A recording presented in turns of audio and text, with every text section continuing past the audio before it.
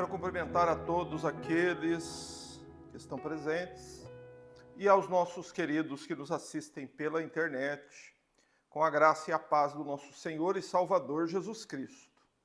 Meus irmãos, nós temos iniciado este ano com o santo objetivo de compreendermos com uma profundidade maior a respeito da questão mais importante de todas, que é o novo nascimento. Nós fizemos um culto em Campo Mourão há 2 semanas atrás, onde trouxemos uma palavra introdutória sobre o assunto. No último sábado, nós falamos sobre o primeiro capítulo do Evangelho de João, que já começa falando a respeito da questão do novo nascimento. E agora, hoje, nós vamos ao capítulo 2 do Evangelho de João, aquela conhecida passagem sobre uma festa de casamento que aconteceu em Caná da Galileia, para entendermos que o capítulo 2 também fala do novo nascimento. E o capítulo 3 do Evangelho de João também fala do novo nascimento. E o capítulo 4 do Evangelho de João também fala do novo nascimento. E se nós procurarmos na Bíblia toda, encontraremos na Bíblia inteira ensinos sobre o novo nascimento. Mas a pergunta é, por que a Bíblia fala tanto sobre o novo nascimento? Porque, meus irmãos, se há algo sobre o qual nós não podemos errar, é sobre aquilo que o Senhor Jesus quis dizer com nascer de novo. Porque Ele mesmo, o próprio Salvador dos homens, o único que pode salvar os pecadores, garantiu que se alguém não nascer de novo, não vai entrar no reino de Deus. Então é por causa, meus irmãos, das próprias palavras do Senhor Jesus, que o meu coração, e garanto que o coração de muitos dos nossos irmãos, também se preocupam com isso, e é o meu papel como pregador, como ministro do Evangelho, ensinar a igreja, falar aos irmãos a respeito desta tão importante questão, desta tão importante doutrina, que é a doutrina a respeito do novo nascimento. Por isso, hoje, eu quero chamá-los para irmos ao capítulo 2 do Evangelho de João e fazermos a leitura dos versos 1 a 11, não é aquela famosa passagem das bodas que aconteceram num vilarejo chamado Caná da Galileia. Nós vamos então proceder à leitura destes versículos bíblicos. Convido você a abrir sua Bíblia e lermos a partir do verso 1, pois nos diz assim o Santo Evangelho. 3 dias depois, houve um casamento em Caná da Galileia e a mãe de Jesus estava ali. E Jesus e seus discípulos também foram convidados para o casamento. E, tendo acabado o vinho, a mãe de Jesus lhe disse: eles não têm mais vinho. Jesus lhe respondeu: mulher, que tenho eu contigo? A minha hora ainda não chegou. Então sua mãe disse aos atendentes: fazei tudo o que ele vos disser. E perto dali havia 6 talhas de pedra usada para as purificações dos judeus, e em cada uma cabiam entre 80 e 120 litros. E Jesus lhes ordenou: enchei de água as talhas, e eles as encheram completamente. Então lhes disse: tirai agora um pouco e levai-o ao responsável da festa.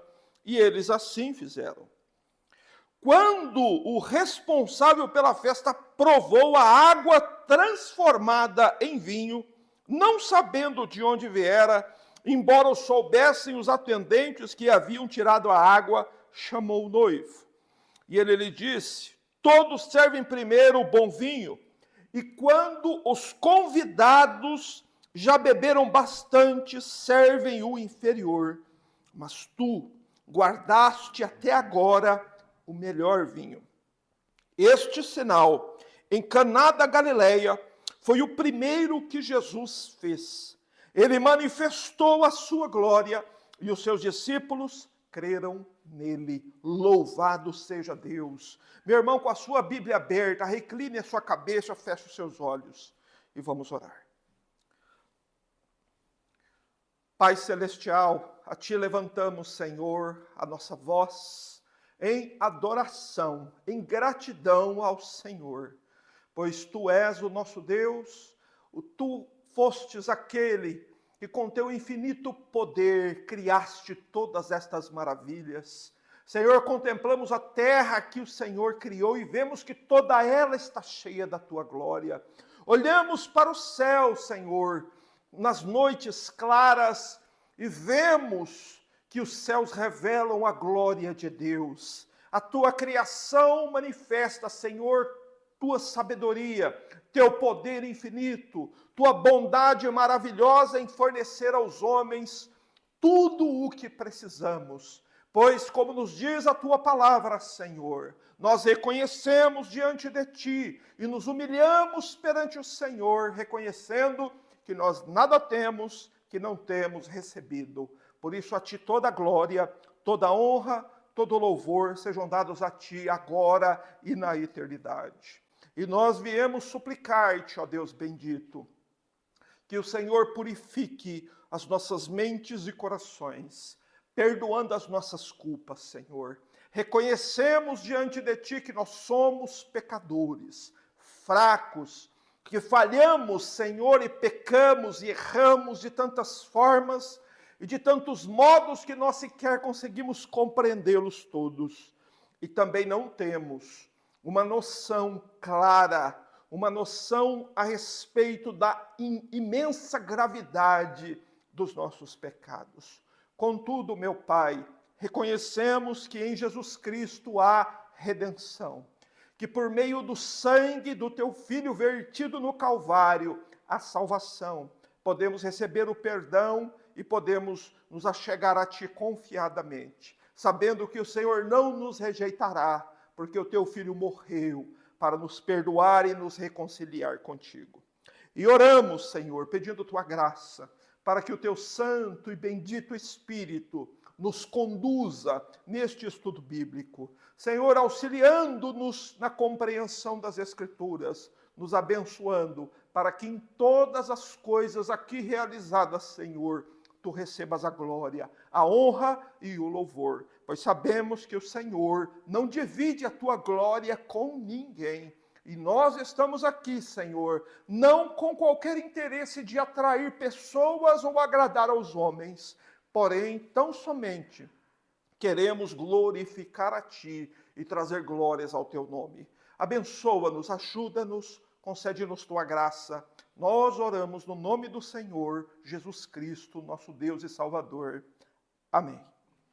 Queridos, vamos cantar, antes do nosso estudo bíblico, o Salmo de número 2.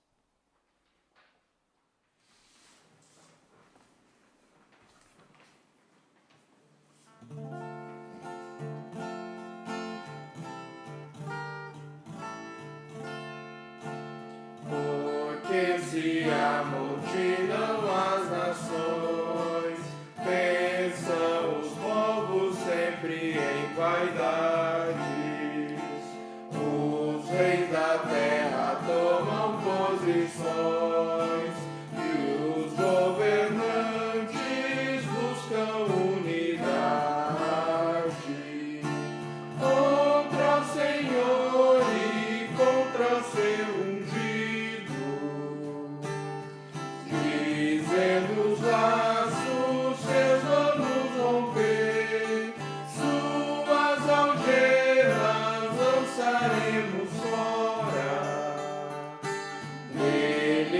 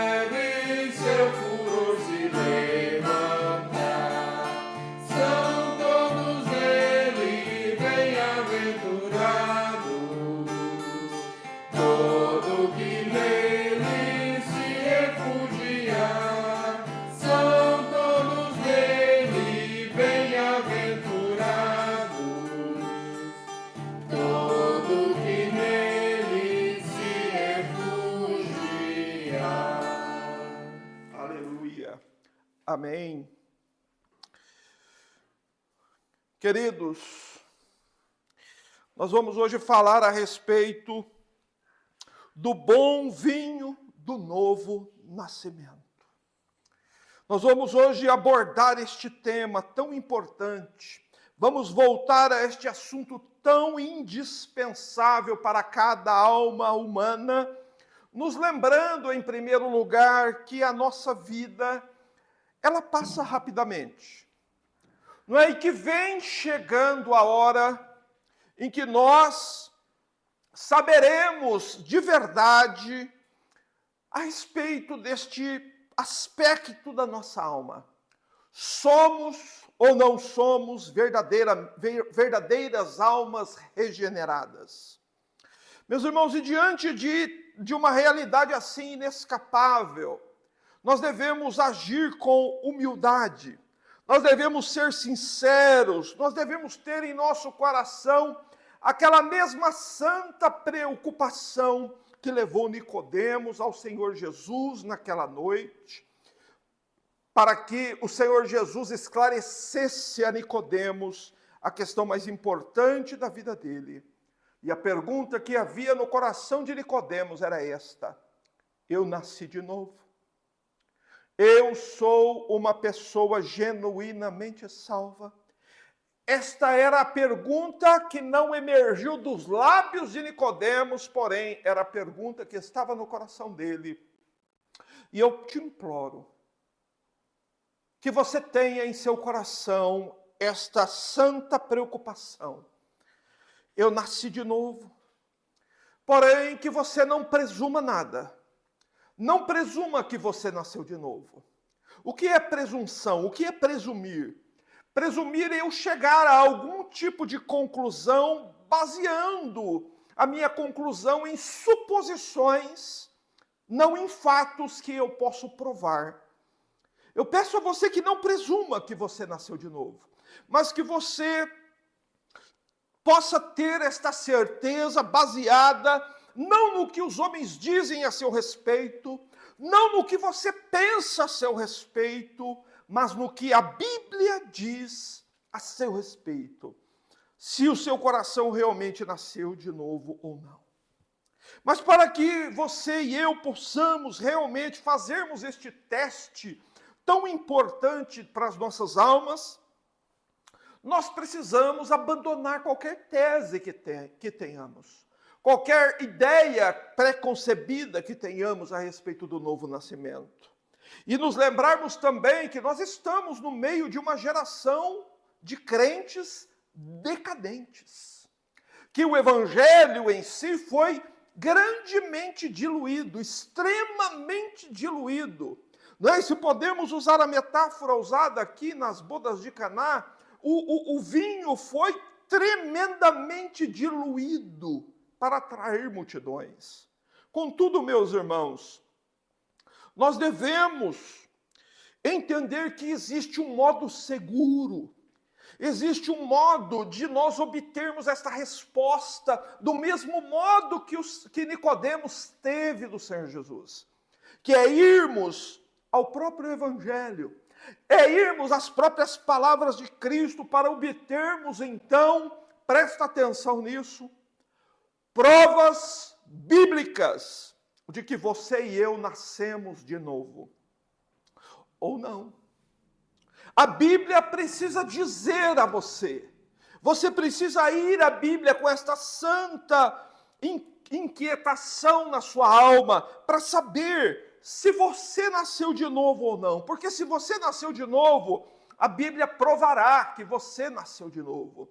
Porém, se você não nasceu de novo, a Bíblia vai mostrar, por meio de provas, que você não nasceu de novo. E essa é a questão que nós estamos procurando ajudar a todos e ajudar a nós mesmos. Termos provas bíblicas se somos ou não pessoas nascidas de novo. Não é? E a questão toda é essa. Ninguém nunca deu um passo para o céu sem ter nascido de novo. É possível você participar de cultos por 50 anos, todos os dias. É possível você participar de todas as orações de oração que você puder frequentar. É possível você ler a Bíblia muitas vezes na vida. É possível você ouvir sermões inflamados, sermões que toquem a sua alma. E tudo isso sem que você ou eu tenhamos dado um passo sequer em direção ao céu. A prova de que você deu o primeiro passo para o céu chama-se novo nascimento. A prova de que você verdadeiramente está indo para o céu chama-se novo nascimento. Por isso, sempre recorde, eu faço isso com frequência. Sempre me lembro daquelas benditas palavras do Senhor Jesus naquela noite em Nicodemos, quando o Senhor Jesus Cristo garante que se alguém não nascer da água e do Espírito, não pode entrar no reino de Deus. Eu me lembro disso com muita frequência. João capítulo 3, verso 5. Meus irmãos, essas palavras contêm verdades que o céu e a terra passarão, mas elas permanecerão. Então, nós devemos compreender hoje, né, e partirmos aqui para o estudo do capítulo 2 de João, nos lembrando que no último sábado nós estudamos o capítulo 1 de João. Nós falamos de João capítulo 1, verso 1 até o verso 13, e para nossa grande surpresa, ou para a surpresa daqueles que assistiram à pregação, do que é que se trata o capítulo 1 de João? De uma declaração estupenda sobre quem Cristo realmente é e sobre a respeito do que é o novo nascimento. Desde o primeiro capítulo, a Bíblia, o Evangelho de João está nos falando do novo nascimento. Mas agora nós vamos olhar para o capítulo 2 e vamos observar que o primeiro milagre operado pelo Senhor Jesus, o primeiro sinal que ele realizou enquanto ele esteve aqui neste mundo, fala também a respeito do novo nascimento. E por que é assim?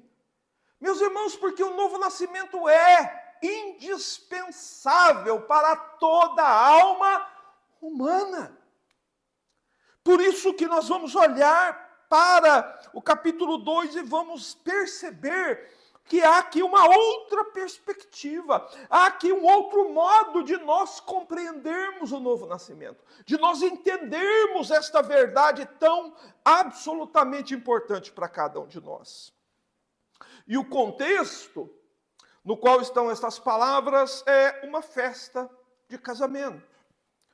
E eu já ouvi pregadores pregarem sobre o capítulo 2 de João, porém, aquilo que as pessoas normalmente enxergam neste capítulo é que ele está falando a respeito da bênção de Deus, a respeito do casamento.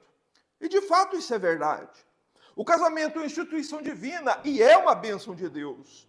Porém, o fato do Senhor Jesus ter realizado o seu primeiro milagre numa festa de casamento tem apenas o propósito de falar a respeito do casamento? Evidentemente que não. Porque cada milagre operado pelo Senhor Jesus contém em si mesmo um ensino espiritual único. Além disso, há uma clara conexão entre o capítulo 1, 2, 3 e 4 de João e todos esses 4 capítulos deste evangelho, os 4 primeiros capítulos deste evangelho, falam a respeito do novo nascimento. Por isso, nós devemos examinar o texto agora. No último estudo, examinamos o primeiro capítulo. Hoje, nós vamos olhar para o segundo capítulo. Nós vamos olhar para uma festa de casamento, o qual João registra da seguinte forma. Verso 1 nos diz, 3 dias depois. 3 dias depois de quê? Houve um casamento em Caná da Galileia e a mãe de Jesus estava ali. 3 dias depois, houve uma festa de casamento em Caná da Galileia. Sobre o que João está dizendo? Por que João conta esses 3 dias? O que aconteceu 3 dias antes? 3 dias antes, o Senhor Jesus chamou alguns de seus discípulos, André, Pedro e Natanael.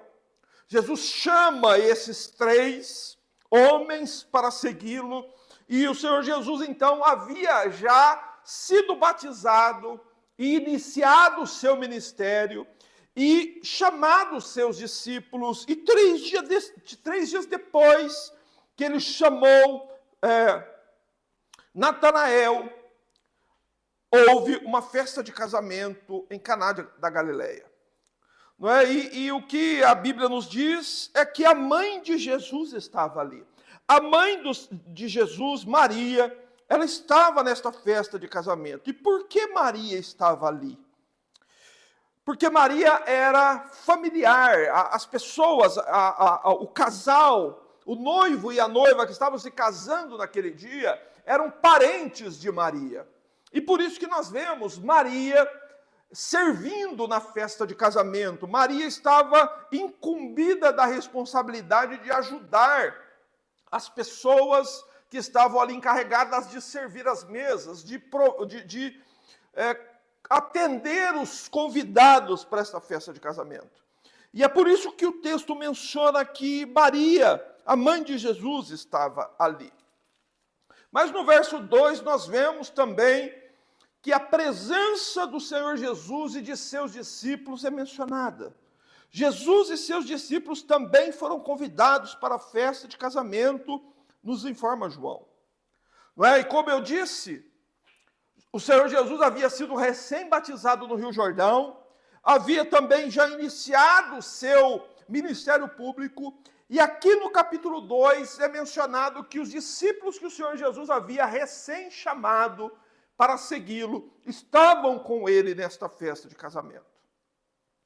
No verso 3 é dito que houve um problema e que Maria identifica um problema que ocorreu nesta festa. O verso 3 nos diz que, tendo acabado o vinho, a mãe de Jesus disse: eles não têm mais vinho.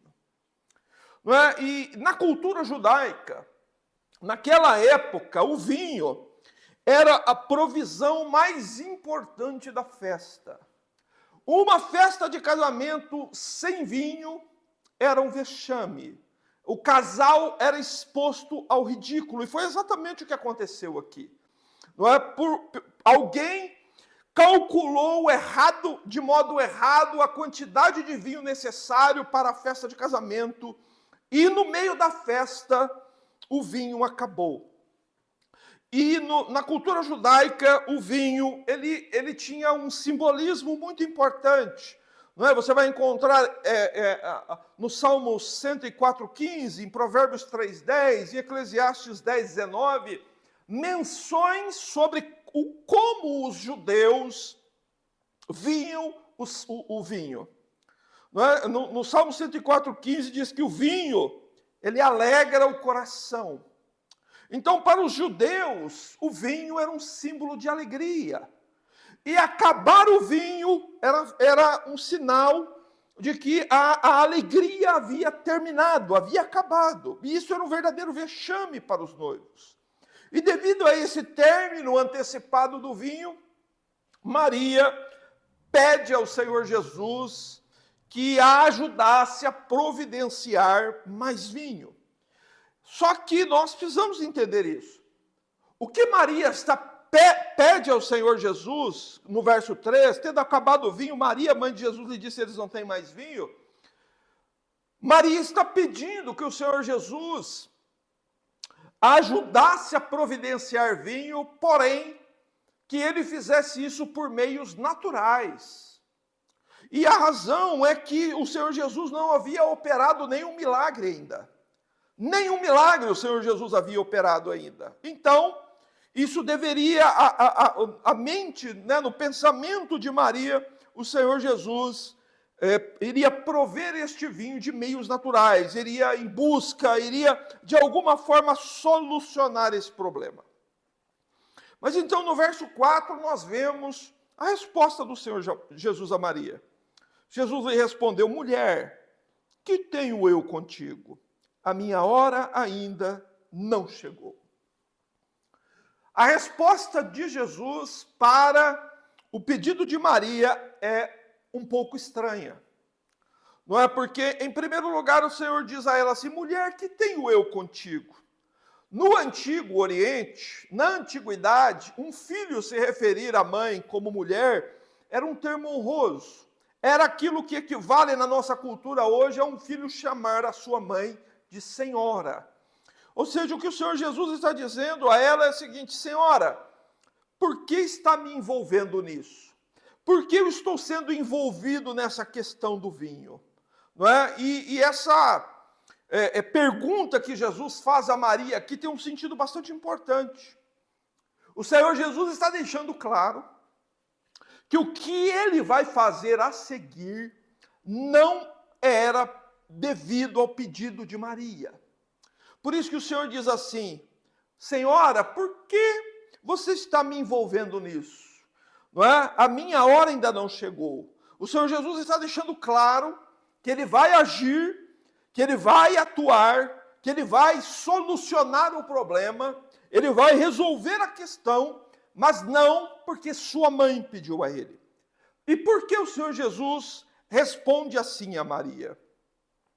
Meus irmãos, porque o primeiro capítulo de João, dos versos 1 a 5, nos diz quem é Jesus.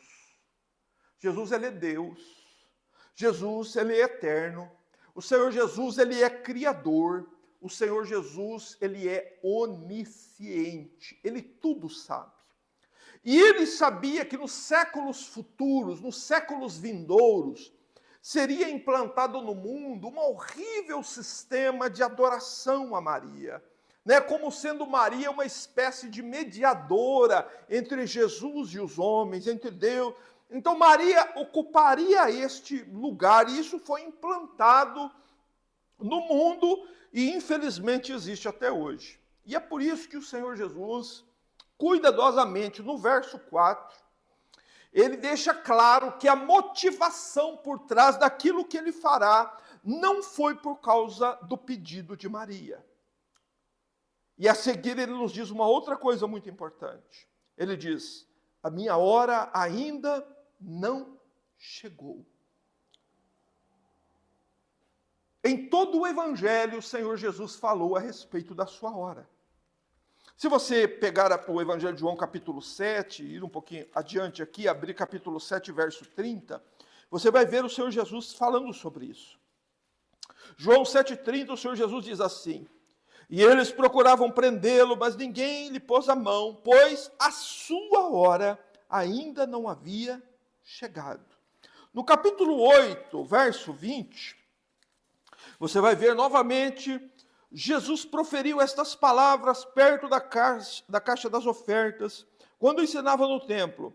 Mas ninguém o prendeu, porque a sua hora ainda não havia chegado. Então aqui nas bodas de Caná, quando o Senhor Jesus diz assim, a minha hora ainda não chegou, o Senhor Jesus estava se referindo à hora em que o Senhor Jesus haveria de ir à cruz em nosso lugar. Ou seja, essa expressão usada pelo Senhor Jesus aqui nas bodas de Caná é uma expressão estritamente relacionada à sua morte na cruz. Portanto, o milagre que o nosso bendito mestre estava para realizar aqui no capítulo 2 de João, ele não foi motivado pelo pedido de sua mãe, e sim foi um sinal que apontava estritamente para a obra que ele desceu do céu para realizar lá na cruz do Calvário. O Senhor Jesus não operou este milagre lá nas bodas de Caná a pedido de sua mãe, mas o que produziu este milagre, a razão dele fazer o que ele fez, foi por causa da sua morte na cruz. E nós devemos guardar esta informação em nosso coração para entendermos o restante das coisas que aconteceram aqui. A seguir, depois que Jesus responde à sua mãe, nós vemos que Maria, ela se submete ao que o Senhor Jesus ordenou. é dito que então sua mãe disse aos atendentes: fazei tudo o que ele vos disser. Note que Maria sabia muito bem o seu lugar. Maria era mãe de Jesus, mas ela era também uma serva do Senhor Jesus. Maria era submissa ao Senhor Jesus. Por isso, como alguém envolvida ali diretamente com a distribuição de alimentos naquela festa de casamento, ela pede a todos que obedeçam, que se sujeitem a tudo que o Senhor Jesus haveria de dizer. E então, em seguida, o Senhor Jesus fornece duas ordens aos atendentes, às pessoas encarregadas pela alimentação naquela festa de casamento. Observe aí os versos 6 e 7, por favor, porque é dito assim: perto dali havia 6 talhas de pedra usada para as purificações dos judeus. E em cada uma cabiam entre 80 e 120 litros. E Jesus lhes ordenou: enchei de água as talhas, e eles as encheram completamente. Veja que o problema era que vinho havia faltado, e o Senhor Jesus vê que ali naquela festa de casamento havia 6 talhas de pedra. Não é? O que eram essas talhas de pedra? Eram um tipo de jarros de pedra, e estes jarros eles tinham uma utilização exclusiva. Eles eram usados para a purificação dos judeus. Então guarde esta palavra. Entenda que as talhas de pedra eram recipientes que eram cheios de água, e o objetivo era que as pessoas se purificassem ali. Os judeus, eles tinham rituais de purificação. Antes de se alimentar, eles lavavam rigorosamente as mãos, como nós podemos observar lá em Marcos capítulo 7. Mas há uma outra questão importante aqui com relação aos potes que nós devemos dar atenção. Porque é dito aqui no final do verso 6 que esses potes de pedra, essas talhas de pedra, elas eram diferentes umas das outras. Umas talhas eram maiores, outras eram menores, e por isso que João menciona que cabiam nelas, em algumas 80 e em outras 120 litros de água. Quer dizer que umas eram maiores, outras eram menores, que elas poderiam até ser de formatos diferentes, mas o objetivo é nos mostrar isso. As talhas de pedra eram diferentes umas das outras, porém, todas elas deveriam ser cheias de água.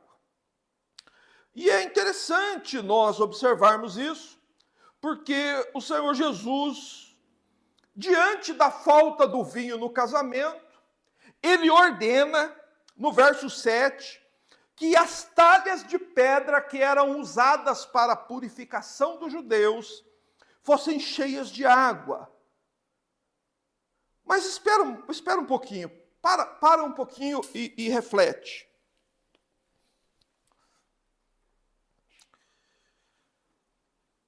Você sabe para que eles usavam as talhas de pedra? Para lavar as mãos, para se lavar. Ou seja, as talhas de pedra eram era um tipo de vaso, mas a utilização daquele vaso era inadequado para colocar alguma coisa com a qual as pessoas pudessem se alimentar. A utilização era inadequada. A gente precisa fazer essa pergunta. Faltou vinho, e Jesus manda encher as talhas de pedra, que era como se fosse o lavabo, a pia do banheiro. Não é na nossa cultura que essas talhas de pedra seriam semelhantes às pias do banheiro. E o Senhor Jesus manda encher as talhas de pedra de água. Meus irmãos, é certo que os atendentes não estavam entendendo o que estava acontecendo, ou por que é que o Senhor Jesus ordenou que as talhas de pedra fossem cheias de água. Porém, nós precisamos observar que eles obedeceram ao Senhor Jesus. E que o Senhor Jesus disse no verso 7, enchei essas talhas de água, enchei de água as talhas, E é dito no texto que eles as encheram completamente. Não é? Nós podemos entender que o Senhor Jesus iria realizar seu primeiro milagre. Nós sabemos disso porque nós temos o relato do que aconteceu. Mas as pessoas que estavam ali não sabiam que algo miraculoso iria acontecer. E o Senhor Jesus, sendo Deus, ele poderia ter enchido miraculosamente as talhas. Mas ele não agiu assim. Ele ordenou que os homens enchessem as talhas de pedra. E há razões muito importantes para o Senhor Jesus ter ordenado que fosse assim. E mais um detalhe. As talhas precisavam ser cheias, ou seja, elas precisavam ser enchidas completamente. Significa que nada aconteceria se aquelas talhas não estivessem cheias por completo de água. Essa foi a ordem do Senhor. Esse foi o modo prescrito pelo Senhor Jesus para que o milagre da transformação da água em vinho acontecesse. E então, nós vemos que eles enchem as talhas completamente, e no verso 8, o Senhor Jesus dá a sua segunda ordem. O Senhor Jesus diz assim: tirai agora um pouco e levai-o ao responsável da festa, e eles assim o fizeram. E quando o responsável pela festa provou a água transformada em vinho, não sabendo de onde viera, embora soubessem os atendentes que haviam tirado a água, chamou o noivo. Ele disse: todos servem primeiro o bom vinho, e quando os convidados já beberam bastante, servem o inferior. Mas tu guardaste até agora o melhor vinho. O Senhor Jesus dá uma ordem: tirem agora um pouco do que estava nas talhas de pedra, peguem um pote, um copo ou uma taça, peguem um pouco do que havia nas talhas de pedra e levem ao chefe, ao responsável da festa, ou ao mestre-sala em algumas versões. Não é? E com certeza, o que o Senhor Jesus faz aqui era algo que aos olhos humanos parecia contraditório. Porque o vinho que eles estavam bebendo antes não estava nas talhas de pedra. Os judeus, eles tinham jarros apropriados, limpos, usados exclusivamente para acondicionar o vinho e para bebê-los. Lembre-se do que são as talhas de pedra. São para nós como a pia do banheiro. E evidentemente que é desse lugar sujo e impróprio que o Senhor Jesus ordena que os homens tirem um pouco e levem ao responsável da festa. Não é? E é dito que quando o responsável da festa, no verso 9, ele prova a água transformada em vinho, não sabendo de onde viera, embora soubesse os ascendentes, ele chamou o noivo, porque ele ficou surpreso com o que aconteceu. Mas então eu quero que vocês pensem na seguinte questão: como foi que o Senhor Jesus operou esse milagre? Como o milagre aconteceu? Como que aconteceu o milagre? O Jesus ordenou que fossem cheias as talhas de pedra, e então eles tiram um pouco daquilo que havia na talha, e o responsável leva ao mestre-sala e ele prova a água que o texto bíblico nos diz que foi transformada em vinho, e o mestre-sala então fica maravilhado com o que acontece. A questão é a seguinte: não há o registro de como o milagre aconteceu. E isso é muito importante de nós entendermos, porque nós estamos falando aqui no capítulo 2 de João a respeito do novo nascimento. E por isso, diante deste quadro, diante deste milagre, porque o texto bíblico nos mostra claramente que a água foi transformada em vinho, aí no verso 9. Duas perguntas são importantes. A primeira pergunta: por que a água precisou ser transformada em vinho dentro das talhas de pedra? Por que o Senhor Jesus não ordenou que eles enchessem os vasos que eles tinham, que eram apropriados para o vinho? Por que o Senhor Jesus ordenou que as talhas de pedra fossem cheias de água? E naquelas talhas de pedra fosse operado o milagre, transformada a água em vinho?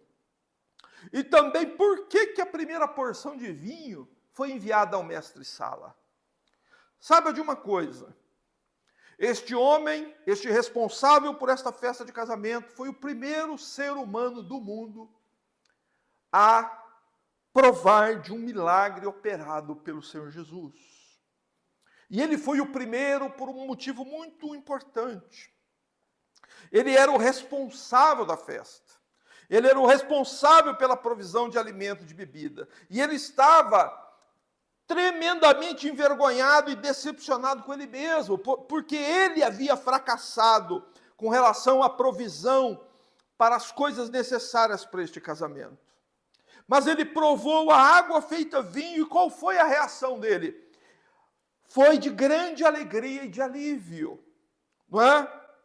E ele então faz uma declaração, ele chama o noivo e faz uma declaração muito importante que está aí no verso 10. Ele disse para o noivo assim: todos servem primeiro o vinho bom, e quando os convidados já beberam bastante, servem o inferior, mas tu guardaste até agora o melhor vinho. Não é? Para nós entendermos o que ele disse para o noivo, é necessário entendermos como é que eles procediam nas festas de casamento no Oriente Antigo. No início da festa de casamento, eles serviam um vinho de qualidade superior, ou um vinho mais caro, um vinho de melhor qualidade. Com qual finalidade? Por que é que eles agiam assim? O objetivo era surpreender os convidados, oferecendo a eles um vinho de qualidade superior. E quando eles já haviam bebido e estavam então saciados, começava-se a servir para os convidados um vinho de qualidade inferior, um vinho mais barato. No entanto, o responsável da festa diz para o noivo, preste atenção, no final do verso 10, ele pensou que o noivo, que aquele noivo daquela festa de Caná, havia guardado até aquela hora da festa o melhor vinho. Não é? Ou, em outras versões, o bom vinho. O que é um bom vinho? O que é que ele está falando?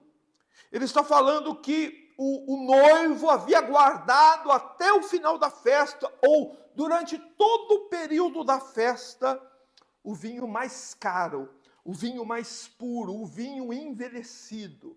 Porque o envelhecimento do vinho é algo que dá qualidade ao vinho.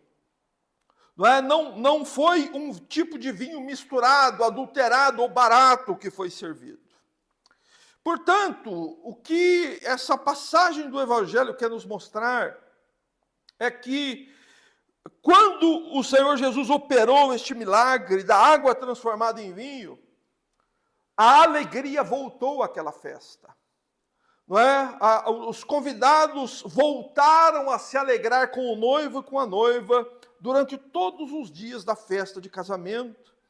E o verso 11 nos informa então que esse sinal, né, na minha versão está sinal, esse sinal, em Caná da Galileia foi o primeiro que Jesus fez. Ele manifestou a sua glória e os seus discípulos creram nele. Por que João diz que isso foi um sinal? Por que João não diz assim, e este milagre em Caná da Galileia? Por que sinal? Porque a palavra sinal tem um sentido muito importante de nós entendermos, para nós compreendermos as aplicações espirituais do que aconteceu aqui. Sinal é uma manifestação do poder de Deus que aponta para algo além do milagre que aconteceu ali. Isso é um sinal. Aquilo que aconteceu em Caná da Galileia aponta para algo maior do que aconteceu ali. E o próprio João nos diz qual era o propósito maior. Esse foi o primeiro milagre do Senhor Jesus. E esse primeiro milagre aponta para algo muito importante, por isso foi o primeiro. Tudo que é feito primeiro é importante.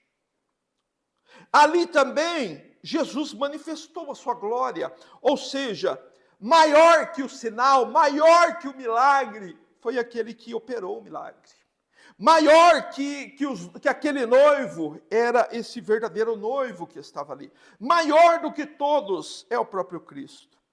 E é dito também que por meio deste sinal, seus discípulos creram nele. Ou seja, os discípulos que haviam recém sido chamados pelo Senhor Jesus, a fé deles em Cristo foi fortalecida por meio deste sinal que o Senhor operou ali. Mas então, é indispensável, né, que nós entendamos para onde que esse sinal aponta. A respeito de que as bodas de Caná nos informam. Não é porque geralmente o pregador ele para aqui. E ele não vai adiante. Geralmente as pessoas não entendem para onde é que as bodas de Caná nos apontam. Meus irmãos, o Senhor Jesus realizou o seu primeiro milagre numa festa de casamento, exatamente para nos fazer lembrar que a história humana começou com um casamento. Lá em Gênesis capítulo 2, verso 24. Você se lembra que lá em Gênesis 2, 24 houve um casamento? Ali foi a primeira vez em que o Senhor Deus disse a um homem e uma mulher que o homem deixaria seu pai e sua mãe, se uniria a sua mulher, e eles seriam uma só carne. Lá em Gênesis 2, 24, é dito isso. Meus irmãos, e este primeiro casal de Gênesis 2, 24, não sabia o que era vergonha. Esse primeiro casal lá do Gênesis não sabia o que era decepção, não sabia o que era tristeza, não sabia o que era frustração. O primeiro casamento da Bíblia foi um casamento perfeito, eles tiveram uma vida perfeita, eles usufruíam todo dia de uma alegria perfeita. Você consegue entender isso, o que é alegria e felicidade perfeitos? Alegria e felicidade não é isso que se usufrui nesta vida. Porque aqui a alegria e a felicidade são misturadas com sofrimento. Você não vê as pessoas viajando no final do ano? Parece que esse é o motivo das pessoas viverem, viajar no final do ano. Mas depois você vê o relato. Quanta gente morreu, quantos acidentes, quanta gente se afogou, quantas tragédias aconteceram. Não há alegria verdadeira deste mundo. Aqui a alegria ela é misturada com o sofrimento. Mas não era assim no Jardim do Éden. No Jardim do Éden, eles usufruíam todo dia de uma felicidade, de uma alegria perfeita, sem fim.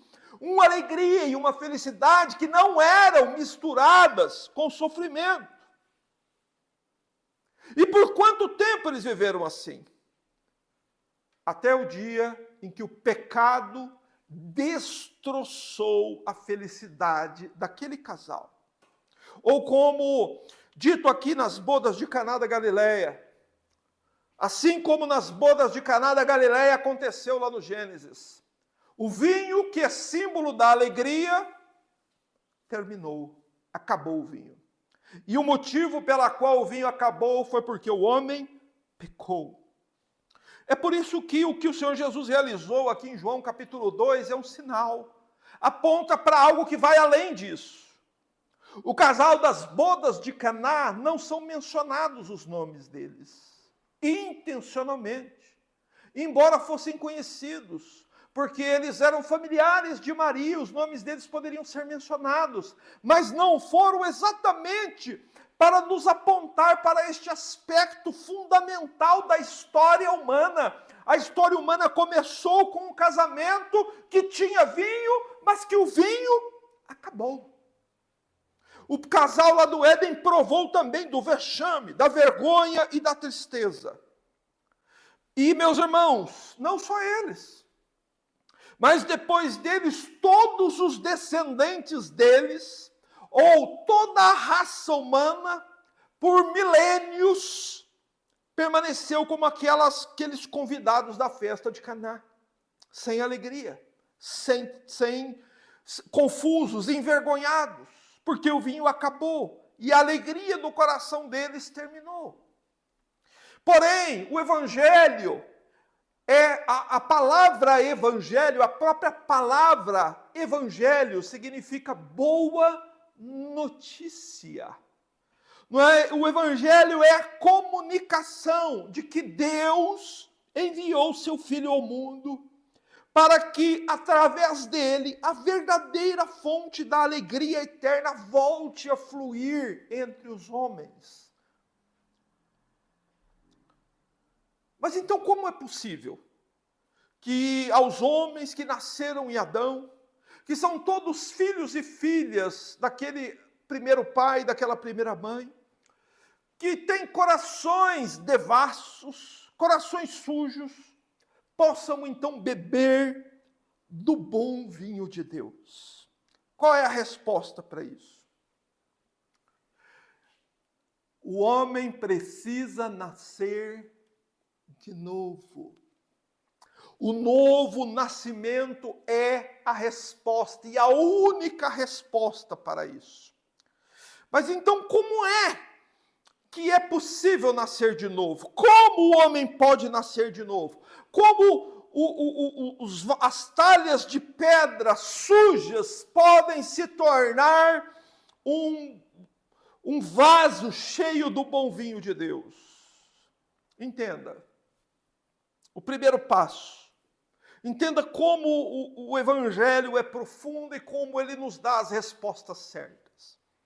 O primeiro ponto, o primeiro passo, a primeira coisa que qualquer ser humano precisa fazer é reconhecer o problema.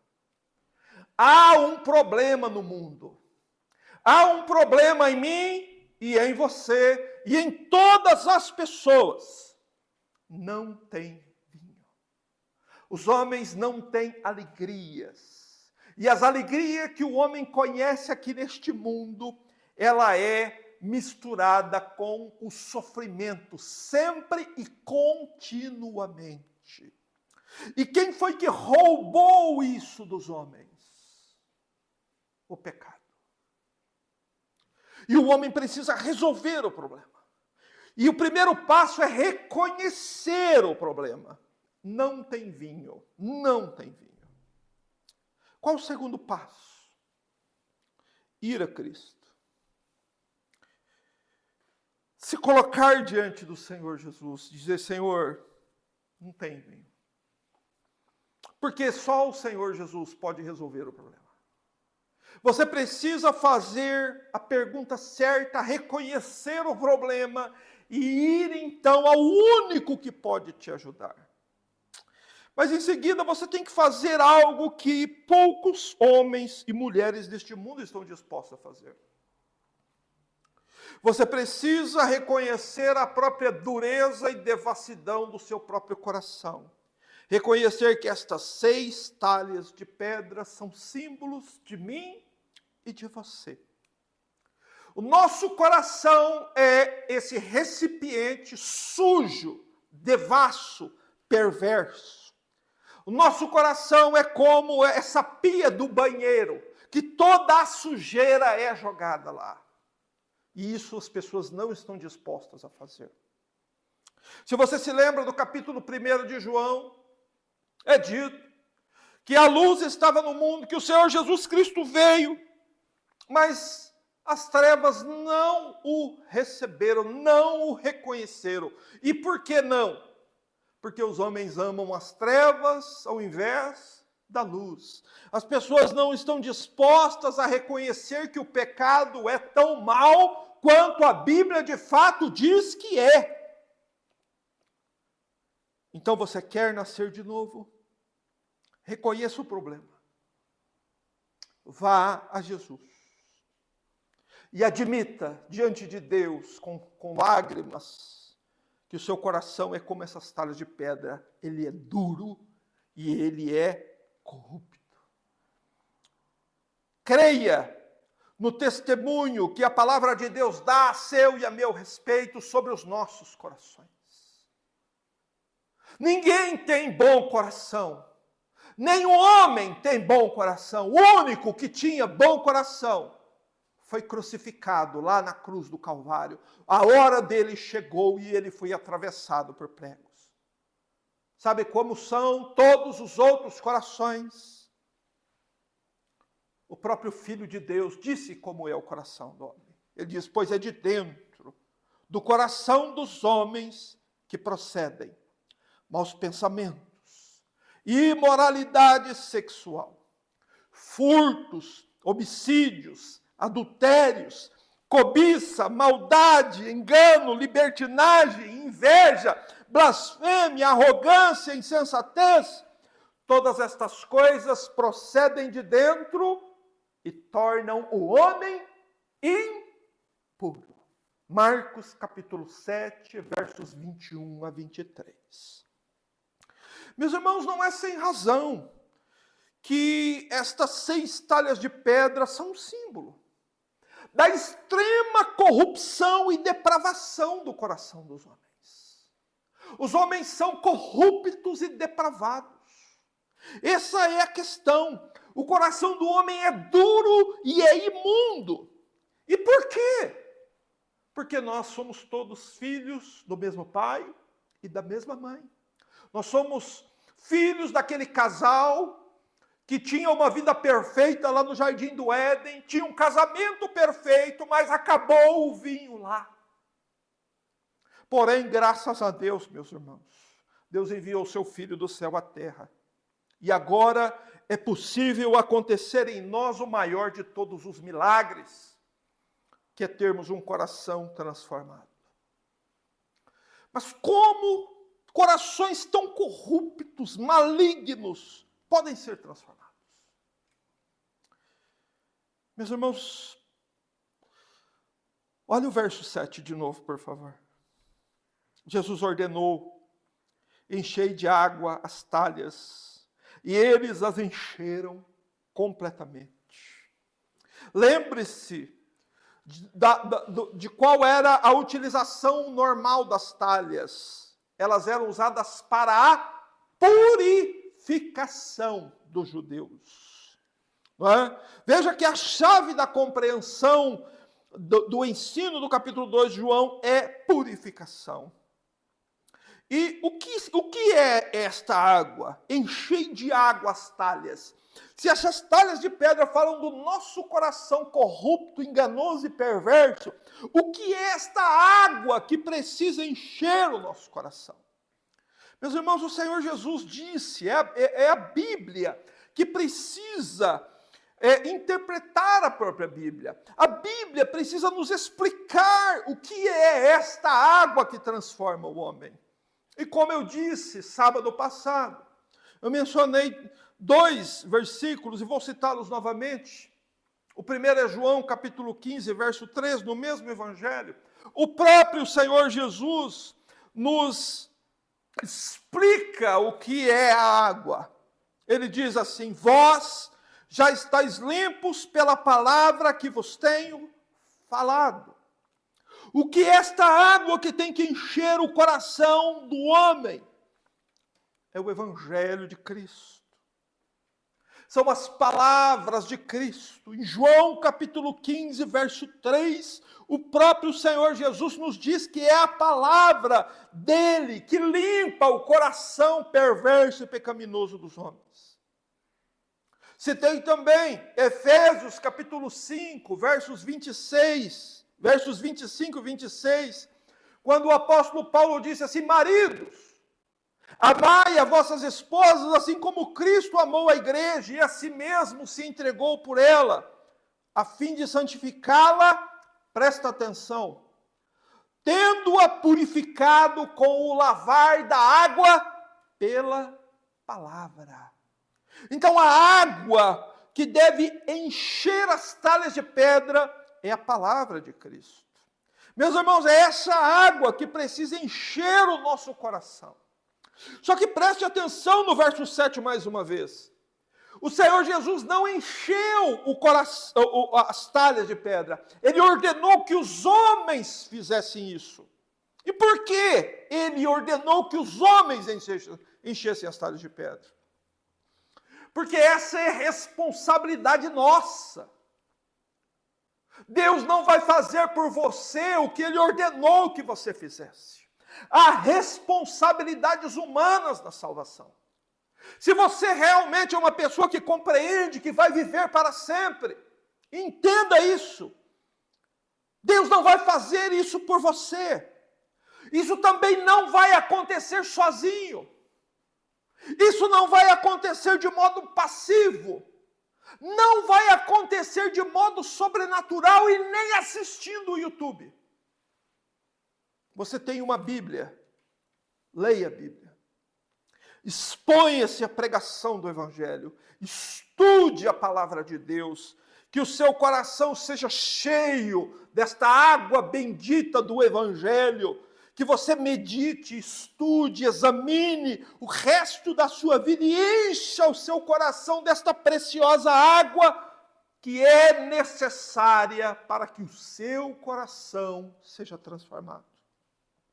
Meus irmãos, entenda que é por isso que o Senhor Jesus disse, Jesus ordenou aos homens, é dito assim, Jesus lhes ordenou, enchei de água as talhas. Façam isso. Encha o seu coração da palavra. Essa é uma responsabilidade que cabe exclusivamente a você. Lembre-se do que disse o apóstolo Paulo em Colossenses 3,16. Até, inclusive, um texto fácil de ser lembrado. Paulo diz assim, a palavra de Cristo habite ricamente em vós. Olha o que o apóstolo Paulo nos ensina, meus irmãos.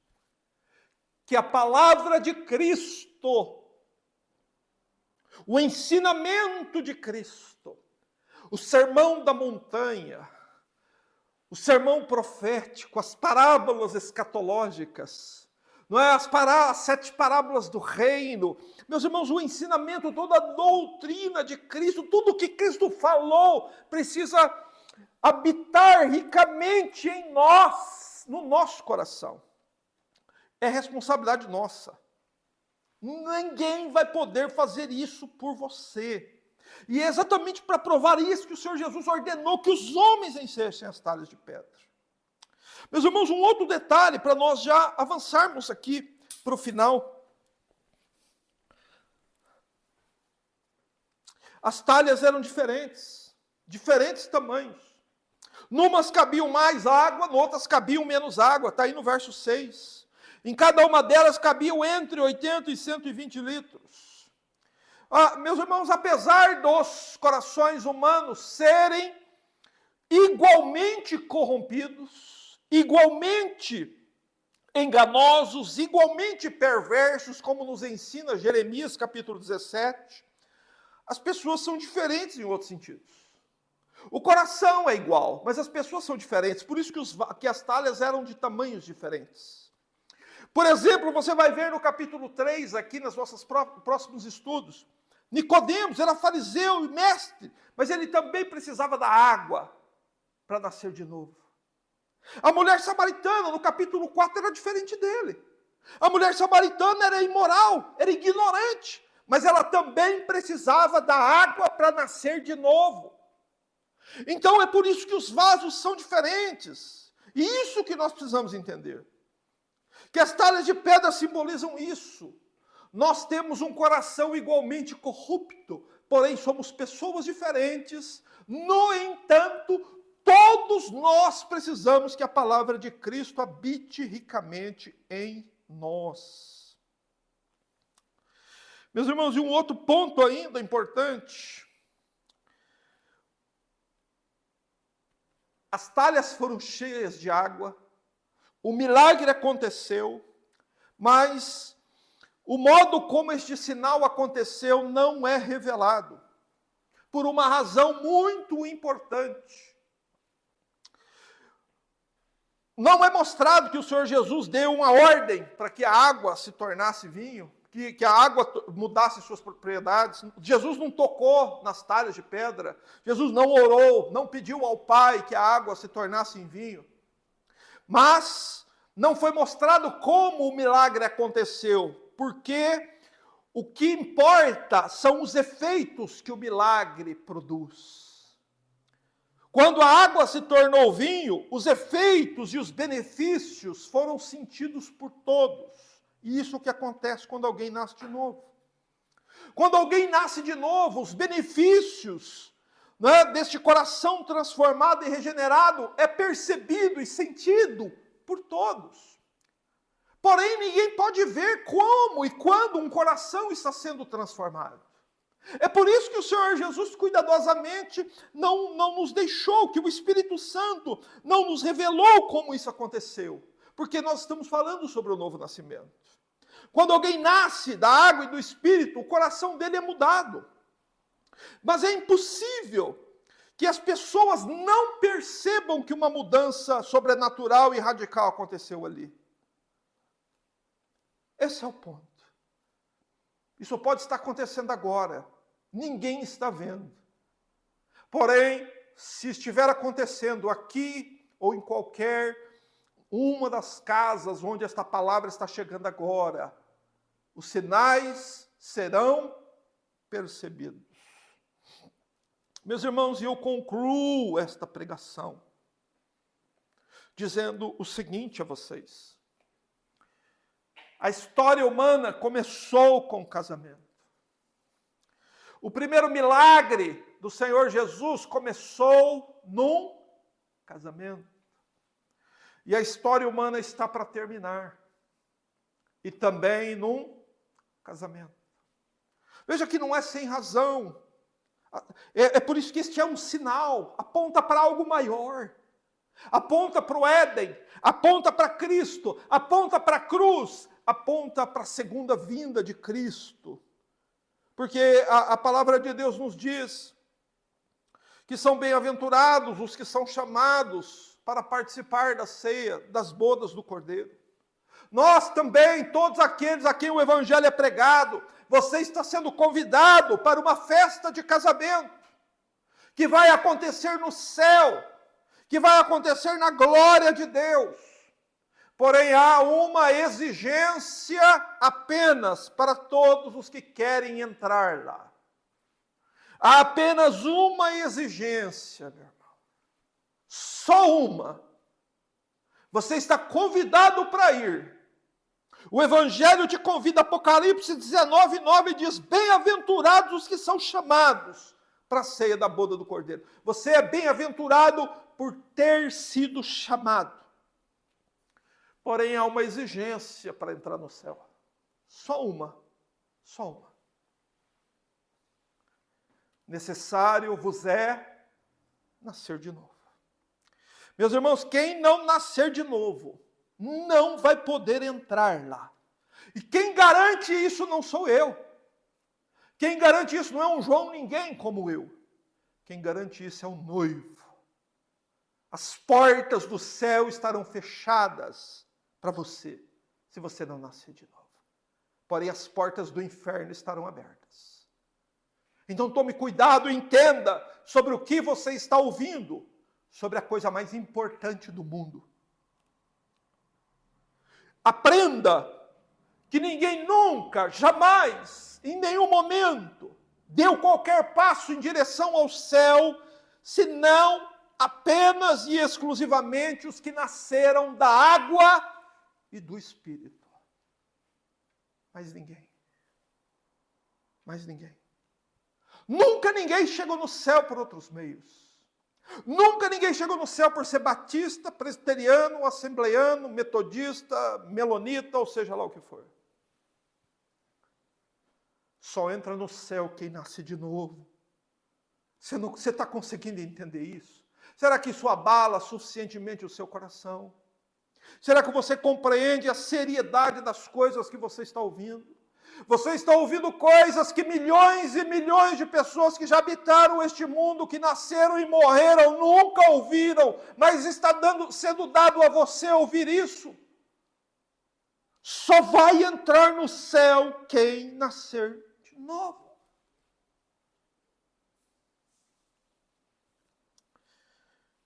E eu peço a você, encarecidamente, mais uma vez, entenda bem essas coisas.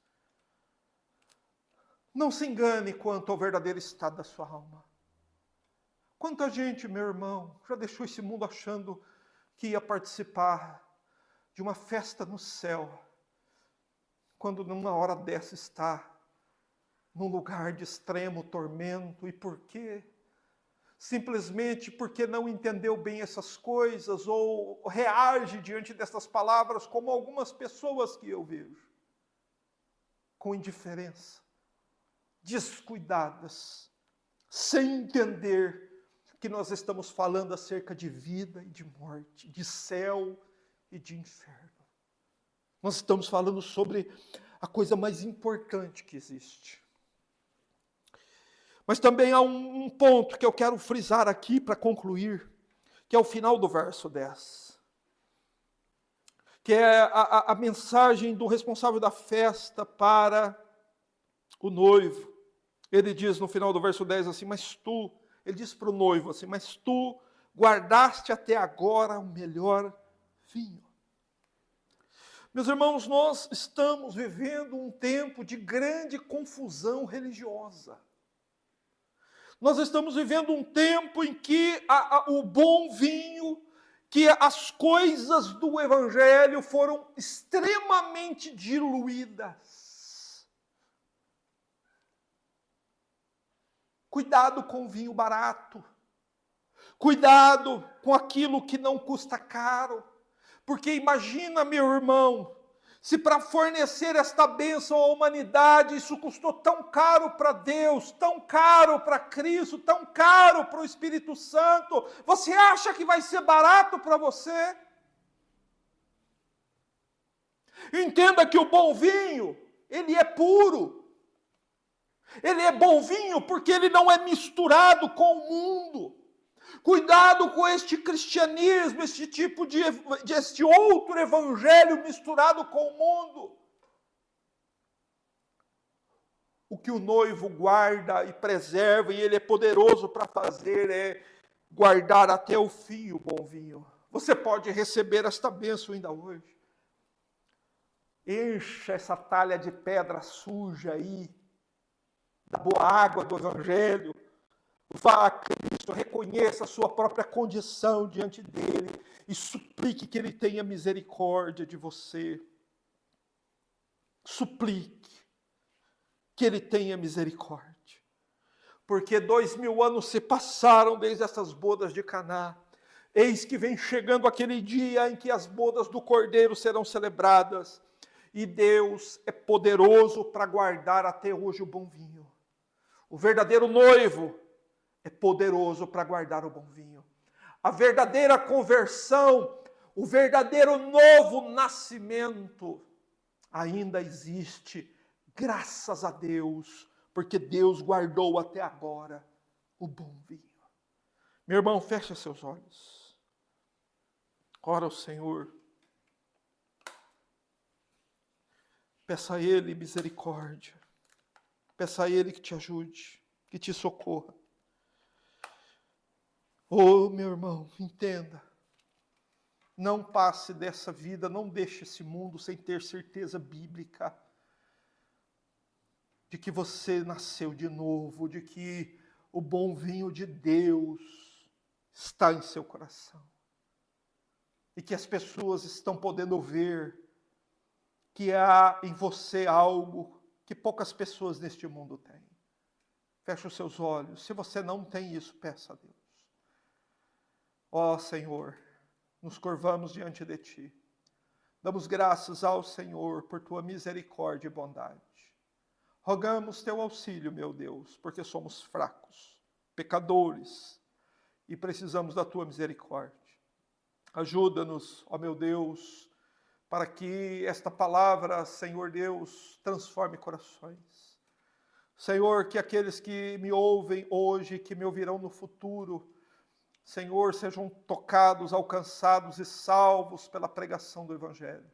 Que que o Senhor nos conceda misericórdia, Senhor, e nos prepare para aquele dia quando o teu Filho vier e acontecer então esta festa eterna do casamento bendito entre Cristo e o seu povo. Que possamos, Senhor, todos nós estarmos lá, preparados, adequadamente prontos para o dia desta festa. E assim seja para a glória do teu nome. Graças te damos, Pai, por este culto e adoramos ao Senhor, no nome do Senhor Jesus. Amém.